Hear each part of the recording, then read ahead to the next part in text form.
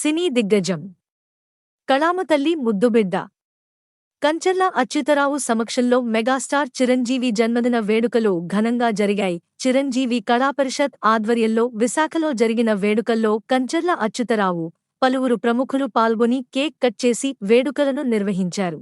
అట్టహాసంగా జరిగిన musical night ప్రేక్షకులను విశేషంగా అలరించింది. చిరంజీవి పాటలకు డాన్సర్లు అదిరిపోయే స్టెప్పులతో దుమ్మురేపారు. అనంతరం ఈవెంట్కు ముఖ్యాతిథిగా పాల్గొన్న కంచర్ల అచ్యుతరావును నిర్వాహకులు ఘనంగా సత్కరించారు.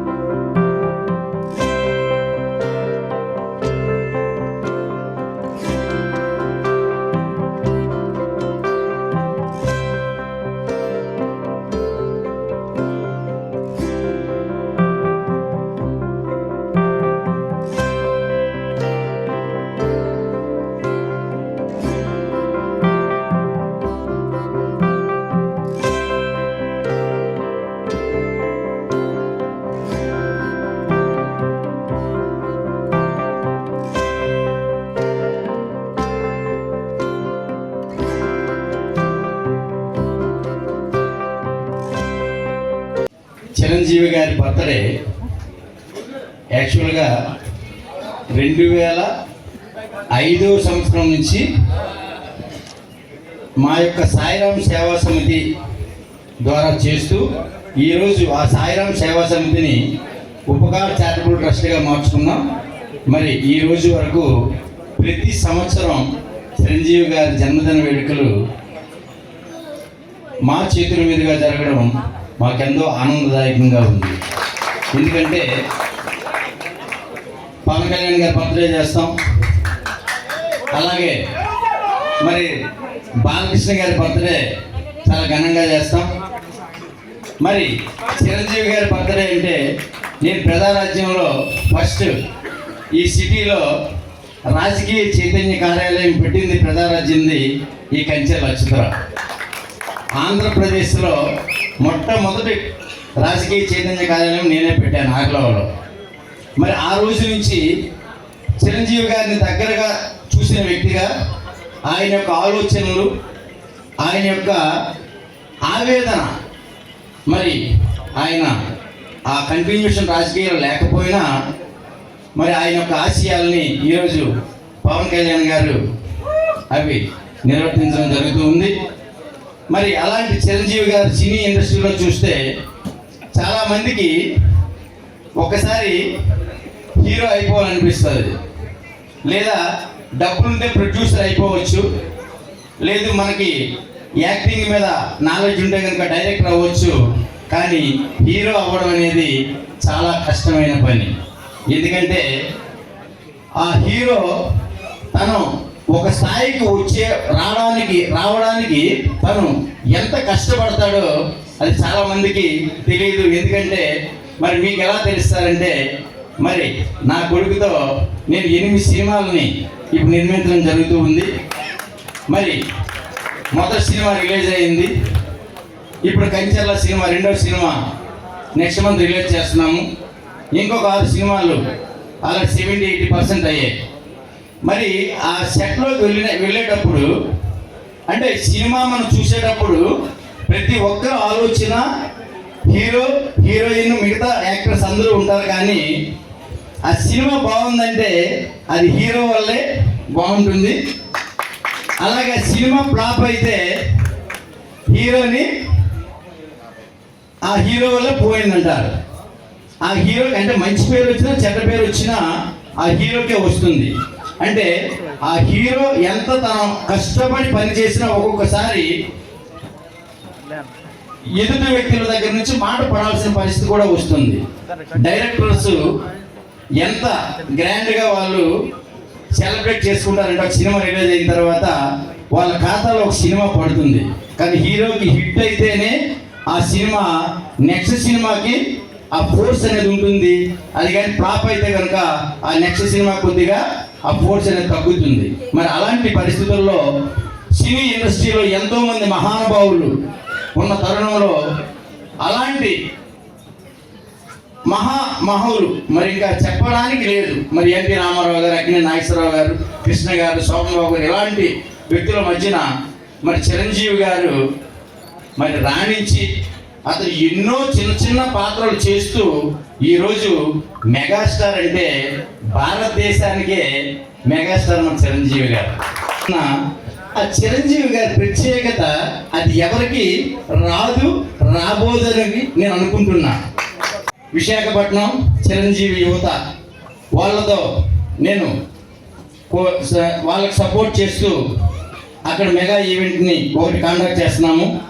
మరి ఆ రోజు ప్రతి ఒక్కరు కూడా వచ్చి మళ్ళీ చిరంజీవి గారికి మన యొక్క ఆశీర్వాదాలు ఇప్పుడు కావాలి ఆయనకి కూడా. ఎందుకంటే ఇప్పుడు ఇంకా యంగ్ అయ్యారు ఆయన. ఇప్పుడు సినిమాలు అసలు ఆ డ్యాన్స్ ఏంటి అసలు చెప్పడానికి లేదు. సినీ ఇండస్ట్రీలో ఉన్న నాకు ఎంతో గర్వకారణం ఆయన చూస్తుంటే. మరి అలాంటి వ్యక్తి ఇంకా మరొక 20-30 సంవత్సరాలు సినిమాలో రాణించాలని మన ఆశీర్వాదం ఉండాలి. కాబట్టి